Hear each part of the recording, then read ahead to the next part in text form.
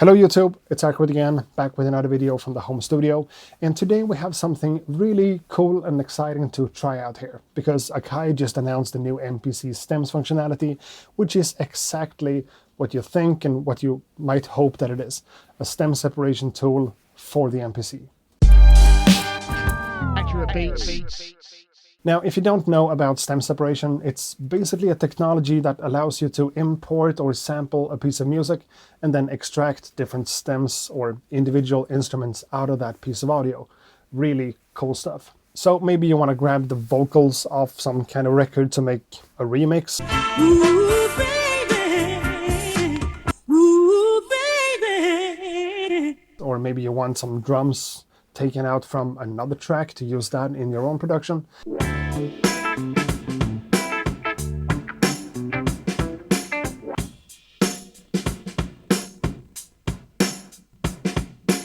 That's all possible with stem separation, which is a technology that's not new by any means. It's been around for years, but lately it's been growing and developing and just evolving into something actually useful. And this entire technology allows someone like me, like a sample-based producer, to think about sampling and sampling material in a whole new way.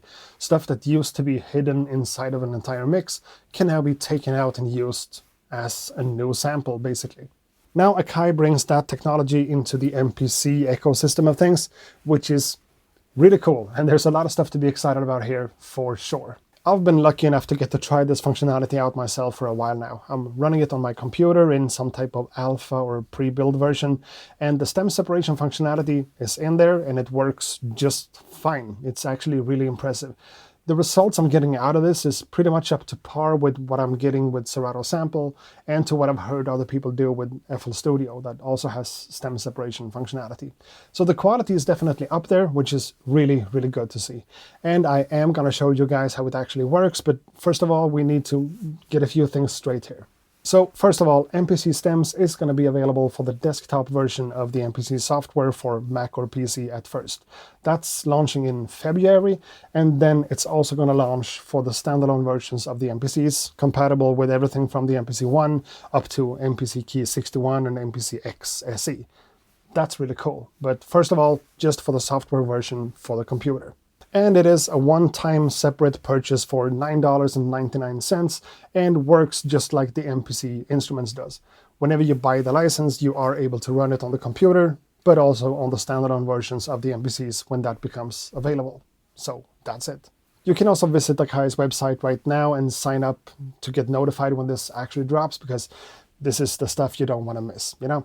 Now let's actually use this one and let me show you guys how it works. So I'm using my MPC 1 in controller mode here to control the MPC software on my Mac over the USB connection. Let's go into the computer, open up Finder, and just pull a sample onto the software. From here, let's go Sample Edit, Process, and here we are, Create Stems. Let's click that one, and from here I can actually do a few different choices. I can isolate the vocals, the bass line, the drums, or other. In this case, let's do all of them, but let's not assign this to pad. Let's do that later on. At this point, let's click Do It, but also set a timer, like that. Now, this is not a real-time process. It needs a little bit of time to process this entire thing and create the new stem files out of the sample. It takes a bit. Around a minute, I think. Yeah, that took about a minute, and the sample is 2.5 minutes long. And again, I'm running this in alpha version, so this might change when it's actually out. Who knows? And here we are with the sample. Sounds like this.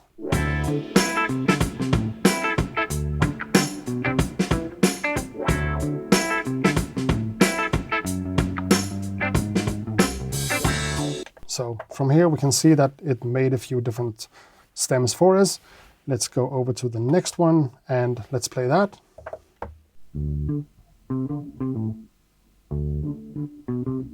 So that's the bass line, and let's actually move over here to see what happens here.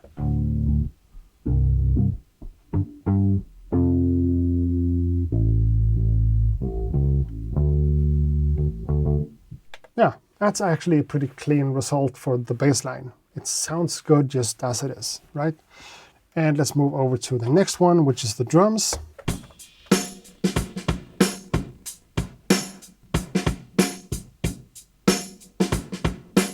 right? And the last one, other.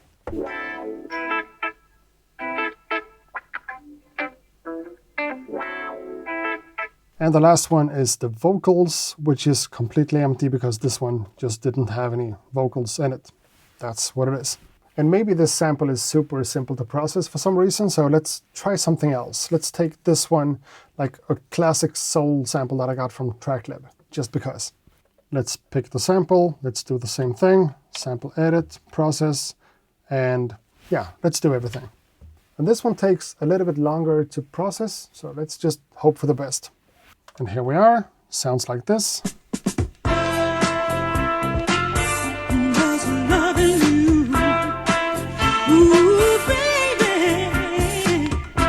All right, and the first track we got was, again, the bass.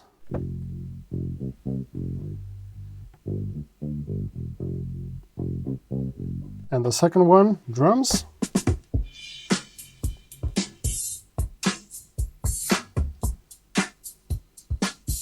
Honestly, is it completely free from any type of artifact that might occur?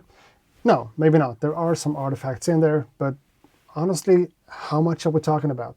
That you're even able to do this in the first place is pretty crazy, right? And that was the drums. Now let's go on to other. Cool.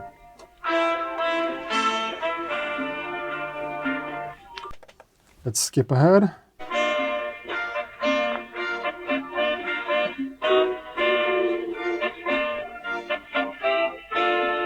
Okay, cool. And the last track here is the vocals, and this one actually has vocals, so let's give that a try too. Loving you, ooh, baby. Just loving you, ooh, loving you. Got the choir. Is all I wanna do. So now we have an a cappella that we can do whatever we want with. Because this is, again, essentially a new sample, and you can use it and process it, chop it up and change the pitch and whatever, just like with anything else. Cool.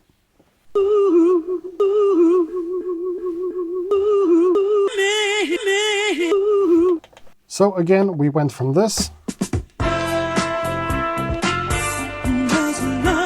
to something like this.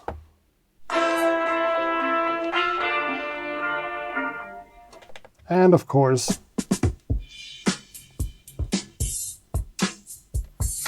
you know, this is just my preferred way of doing things. Extracting all the different stems and basically work with them as new samples and mix and match things back and forth, because that's what I do. But there's also a different way to go about this. Let's start all over and just open up a new project and use, yeah, let's use the same sample just because. And the same process, sample edit, process. Let's go down there, and here let's actually tick this one called assign to pad, A1. And when it's processed, let's go program edit. Let's go over here to check out our different layers of the sample. So we have the vocals, we have the bass, we have the drums, and we have the other, everything on here. So I could do something like this.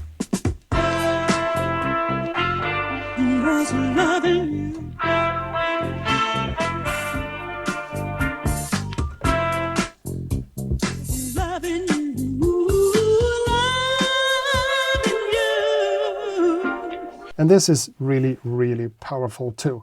And I could always go back to my sample edit page and adjust my sample and change my pitch and create different start and end points and whatever. And all the different settings and parameters and the changes I do affects the entire sample program. But then I can actually choose whatever I want to play on the different pads. So maybe I just want one pad to be a sample chop from the vocals and another one to be from the bass line, but on the same sample chopped in the same way.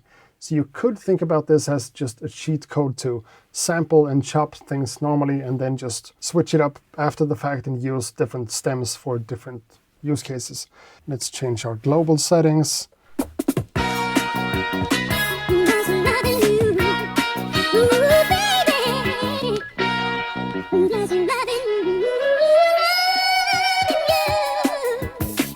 And this also means that I could use this functionality even for an older project that I've done since before and create stems out of the sample after I've chopped it up and used it. if I maybe want to take out some of the drum hits or whatever without having to go crazy with filtering or something like that. So yeah, I'm excited to say the least. You know, honestly, having this type of stem separation functionality built into the MPC software makes a lot of sense and is pretty much a huge deal for someone like me who uses a lot of MPCs and samples for pretty much everything and always. But I also can't wait for this to get supported by the standalone versions of the MPC hardware, because that's where it's at for someone like me. Using it on the software makes more sense than having to go to a third-party website to extract vocals or whatever, but being able to do something like this on a standalone MPC without even having to be connected to a computer, yeah, that's going to be really, really awesome. Is it going to work exactly in the same way, or is it going to be a lot slower? Who knows? It's probably going to be slower, to be honest, because I'm doing this on an M1 MacBook and the MPCs doesn't have the same computing power, but who knows? And I gotta add that some tracks are more difficult than others to work with. I imported this crazy metal song with like heavily distorted electric guitars, and MPC Stems struggled quite a bit with the overtones in the guitars. The drums came out really clean and the bass line too, but the guitars was just not usable. But who uses distorted guitars for beats anyways? Maybe I'll try to make a follow-up video to this one when it's actually been released and working in something other than an alpha version, and comparing the results I'm getting with the MPC Stems functionality to something like Serato's sample. That could be kind of fun and kind of cool to know which one is best in what use case and whatever, but who knows. So I guess 2024 just had a great start. We're getting stem separation in the MPC. That's great, and that's all I wanted to talk about and tell you guys in this video. Thanks a lot for watching this one, and I hope to see you guys in the next one too. Until then, ha det gott!